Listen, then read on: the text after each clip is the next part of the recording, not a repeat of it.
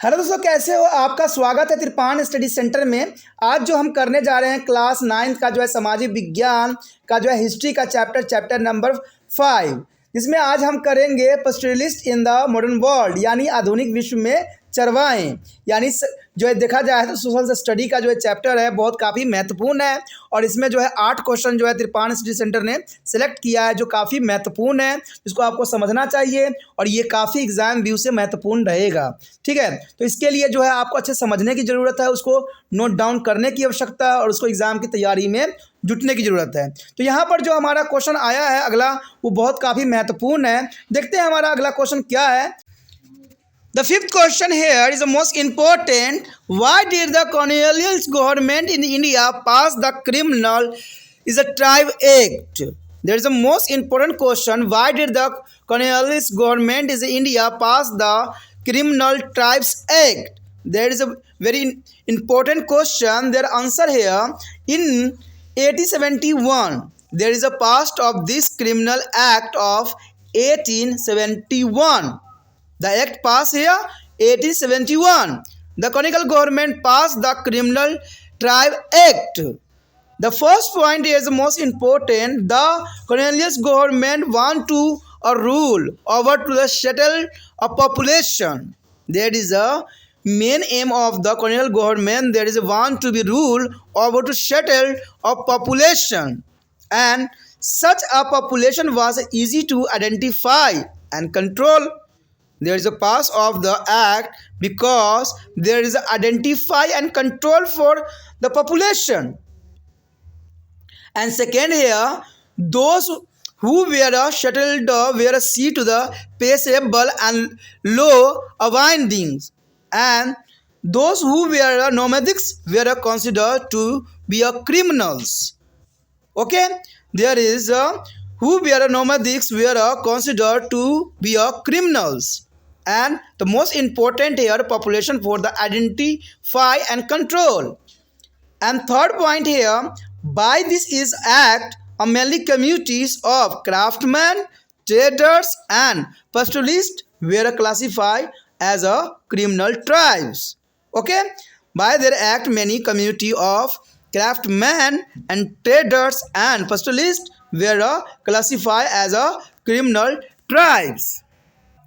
यहाँ पर जो हमारा 5वां क्वेश्चन आया है बहुत काफ़ी महत्वपूर्ण है और इसको भी पॉइंटों के रूप में दर्शाया गया है। कहते हैं यह क्वेश्चन समझना दोस्तों आपके लिए बहुत महत्वपूर्ण रहेगा। क्वेश्चन को ध्यान से समझने की कोशिश कीजिए। क्वेश्चन कहता क्या है और इसका आंसर क्या हो सकता है। तो क्वेश्चन कहता है कि भारत में औपनिवेशिक सरकार ने आपराधिक जनजाति अधिनियम क्यों पारित किया था। देखिए, भारत में जो है सभी विभाग अलग अलग होते हैं, तो यहाँ पर जो है अपराधी विभाग को जो है औपनिवेशिक मतलब दूसरे देशों से व्यापार करने वाला विभाग।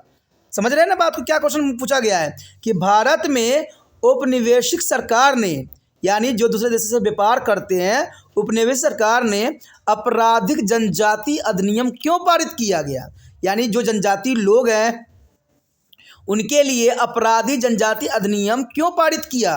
ये काफ़ी महत्वपूर्ण क्वेश्चन है।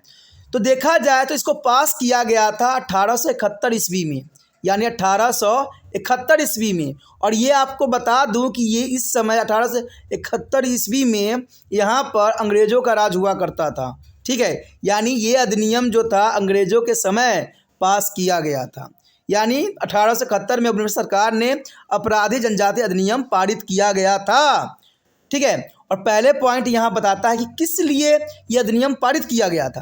कहते हैं उपनिवेशी सरकार एक स्थिर आबादी पर शासन करना चाहता था, यानी एक स्थिर आबादी पर। ठीक है, एक आबादी है, आबादी का मतलब समझ सकते हो आप, जनसंख्या के ऊपर वो राज करना चाहती थी और ऐसी आबादी को पहचानना और नियंत्रण करना आसान था। अब देखिए, कहते जब तक आप पहचानोगे लोगों को नहीं तो उन पर राज क्या करोगे। तो सरकार का यही यहाँ पर मेन जो था एम था कि लोगों की हम पहचान करें और उनको नियंत्रण करके उन पे ही हम राज करें। कोई भी जो शासक होता है वो लोगों पे राज करता है, ये तो आपको पता ही होगा। इलेक्शन में देखो, कोई भी पार्टी जीत जाती है और उसको जीत जाने की वजह से क्या मिलता है, हर तरह की सुख सुविधाएँ मिल जाती है। और वो क्या करता है, हमारे लिए बेतुका रूल रेगुलेशन बनाता है और हमें आंख बंद करके उसको मानना पड़ता है। अगर नहीं मानिएगा तो अगले दिन जेल में नजर आइएगा। तो यही बात उस समय सरकार चाहती थी कि जो जनजाति है उस पर वो राज करना चाहती थी, और इसके लिए वो पहचानना और नियंत्रण रखना बहुत ही ज़रूरी था। इसलिए 1871 में जो है अपराधी जनजाति अधिनियम पारित किया गया था।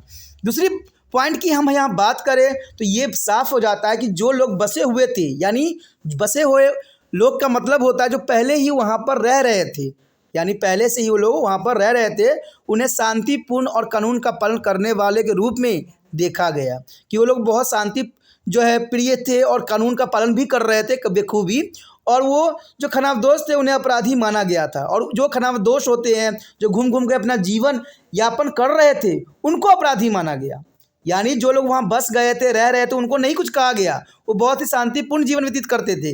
लेकिन ये रूल जो था खनावदोष के लिए रूल जो है बनाया गया कि जो घूम घूम के अपना जीवन यापन कर रहे थे उनको जो है अपराधी माना गया था। समझ गए ना आप कि जो बसे हुए थे वहाँ पर उनके लिए ये प्रावधान नहीं था, ये उनके लिए था जो घूम घूम के अपना जीवन यापन करते थे, उनके लिए जो है ये अधिनियम पास किया गया था, यानी ये एक्ट जो है पास किया गया था।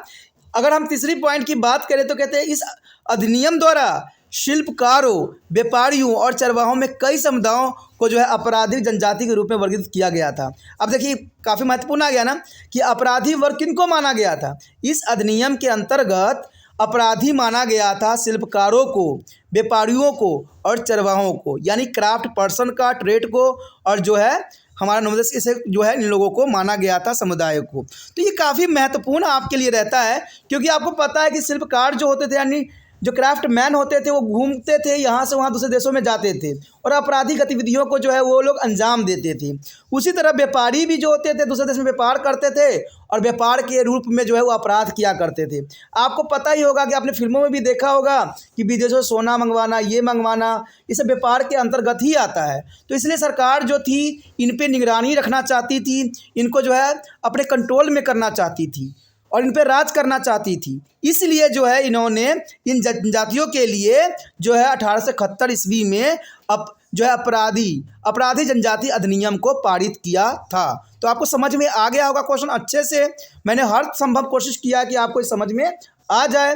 अगर आपको अच्छा लगा तो लाइक शेयर सब्सक्राइब भी कीजिए और दूसरे बच्चों से वीडियो को शेयर भी कीजिए। और पहली बार वीडियो देख रहे थे तो चैनल को सब्सक्राइब करके अपने मोबाइल में सेव कर लीजिए, तभी जो है आगे वाला वीडियो जो है आपको प्राप्त होगा और एग्ज़ाम के लिए जो है आप तैयारी अच्छे से कर सकोगे।